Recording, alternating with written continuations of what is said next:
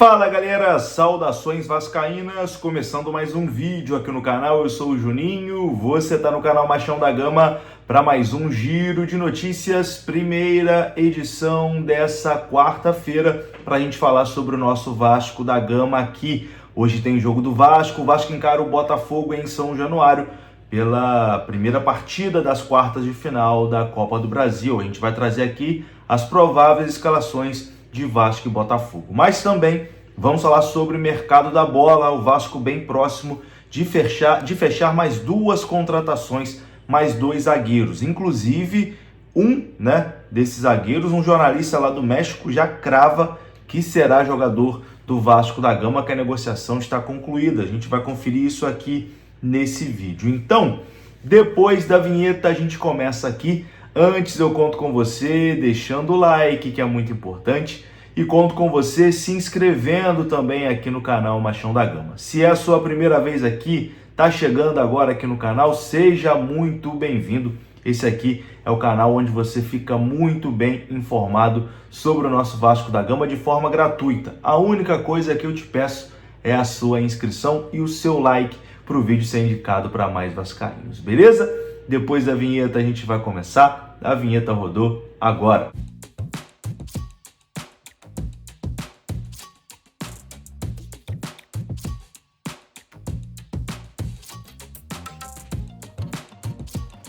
E vou começar esse vídeo falando de um parceiro do nosso canal, que é o Grupo Viriato. E eu pergunto para você, você conhece o Grupo Viriato? São mais de 40 anos prestando assessoria em questões tributárias, de contabilidade, de assistência jurídica e também gestão imobiliária e em contratação de seguros. O Grupo Viriato desenrola tudo para você que tem uma empresa ou que é apenas pessoa física. Qualquer tipo de burocracia, aquela coisa chata, o Viriato resolve. Precisa de um seguro para o seu carro? O Viriato resolve. Precisa gerir aquele imóvel da empresa, aquele apartamento da família? O Viriato resolve. Precisa desenrolar as contas, pagar impostos, fazer aquelas contas que a gente sempre apanha um pouquinho? Chama o Viriato resolve. O Viriato resolve tudo. Tem até assistência para o seu pet, isso mesmo, seu cachorrinho, seu gato, seu animalzinho de estimação. O Viriato também tem a melhor solução para ele. E o melhor de tudo, é uma empresa 100% vascaína, que está sempre ali no dia a dia do nosso clube e que ajuda a divulgar ainda mais o nome do Vasco e está sempre ao lado de quem está junto com o Vasco. Então, nada melhor do que você precisando de algum tipo desse serviço, procurar o Grupo Viriato. Tem o telefone aparecendo na tela, tem o QR Code para você já ir direto entrar em contato com eles e tem na descrição do vídeo mais informações. Grupo Viriato, parceiro aqui do canal Machão da Gama e não só do canal Machão da Gama, parceiro de tudo que é relacionado ao Vasco. Bom, vamos falar sobre reforços, né? O Vasco bem perto de fechar, de sacramentar mais duas contratações. A informação é que o Vasco encaminhou as chegadas de Carlos Cuesta e Nathan Silva. Essa dupla pode reforçar a colina histórica essa semana. O Vasco está muito perto, então, de confirmar esses dois reforços para o setor defensivo. Carlos Cuesta já é tratado praticamente como certo no Vasco, que aguarda apenas a chegada dele no Rio de Janeiro para acontecer a assinatura de contrato. Paralelamente a essa negociação com o Carlos Cuesta, o Vasco também negocia com o Pumas do México o zagueiro Nathan Silva, e essa negociação também está em estágio avançado. A informação foi divulgada pelo jornalista César Luiz Merlo e confirmada pelo jornalista Rodrigo Silvério, que cobre o Vasco da Gama. Caso ambas as negociações avancem, Cuesta e Nathan Silva devem reforçar o Vasco ainda essa semana. Então, o zagueiro colombiano Carlos Cuesta, que já esteve muito perto do Vasco em outro momento, mas acabou escolhendo o Spartak de Moscou, né? E na hora de assinar o contrato, a negociação melou, ele ficou de novo disponível, agora parece que o destino será o Vasco. E o Nathan Silva, zagueiro do Pumas do México, aqui no Brasil, ele defendeu o Atlético Mineiro, ele é irmão do zagueiro Erley, que jogou no Vasco da Gama, o Vasco negocia com o Pumas e a informação é que a negociação está bem avançada. Inclusive, um jornalista da ESPN do México, vou colocar aqui na tela ele falando, ele já crava, né, que o Nathan Silva vem para o Vasco da Gama. Confira só. Pumas já les tengo noticias, ya hay noticias. Nathan Silva se va, el central se va al Vasco en Brasil. Con eso finalmente van a traer un 9 a Pumas. Fecha 6 y no ha llegado un 9. Pues Silva se va y llega un 9. Pero a Quispe se va esta semana y va a llegar un central.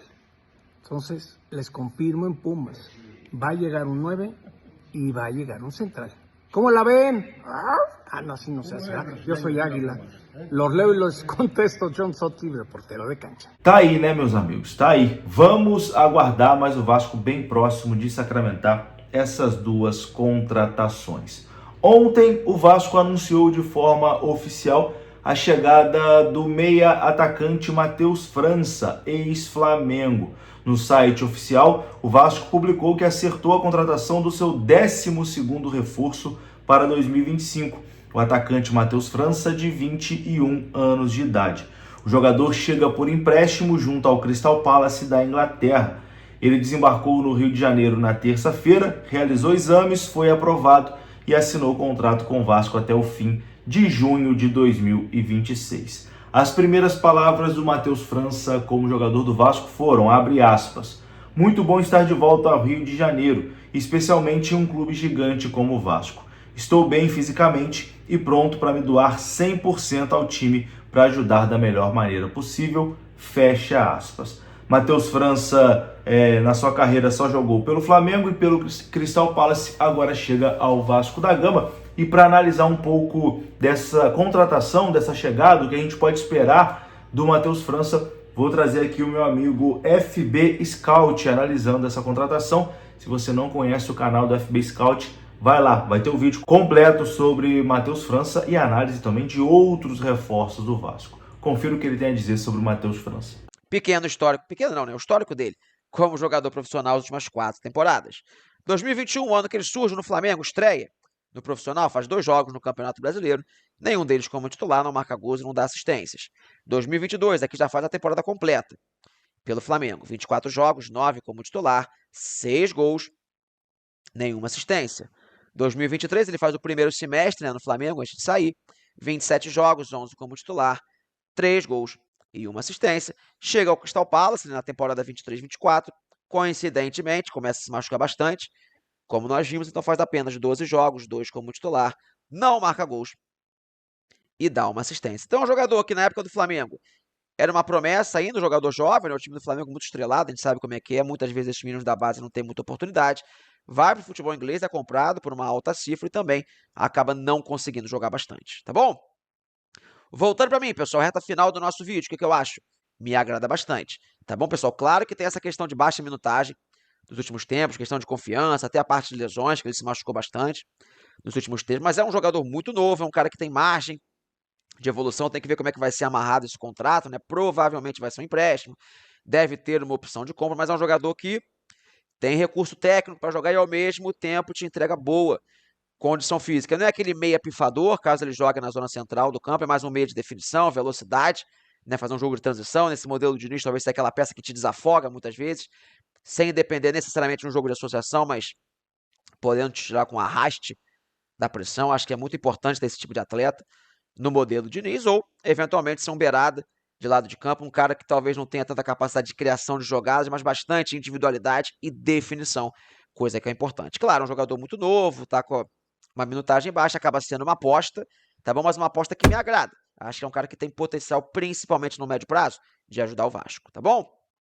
Tá aí, né? Uma boa sorte ao Matheus França com a camisa do Gigante da Colina. Meus amigos, hoje é dia de Vasco. O Vasco enfrenta o Botafogo em São Januário pela Copa do Brasil, jogo de ida. E vamos aqui com as prováveis escalações. O Vasco terá o desfalque de Tietê, mas terá o retorno de Paulo Henrique na lateral direita, né? Paulo Henrique fez muita falta nos últimos jogos. Bom, a provável escalação do Vasco é a seguinte, ó: Léo Jardim no gol, Paulo Henrique na direita, Hugo Moura, Lucas Freitas e Lucas Piton, Jair, Barros e Coutinho na frente Nuno Moreira, Verratti e Ryan. Já o Botafogo, que poupou o time titular em Caxias do Sul, deve vir com força máxima, né, em São Januário. Arthur, por exemplo, ficou fora do confronto pelo Campeonato Brasileiro e não tem nenhum problema físico. Por isso, deve retornar ao time titular contra o Vasco da Gama. Provável formação do Botafogo com o John no gol, Vitinho, David Ricardo Barbosa e Alex Telles, Danilo e Marlon Freitas, Arthur, Savarino e Montoro, na frente Arthur Cabral. E aí, meus amigos, dá para o Vasco conseguir um bom resultado hoje? Deixa aqui nos comentários. Eu vou ficando por aqui. Gostou do vídeo? Deixa o like, se inscreva. Até a próxima. Fui!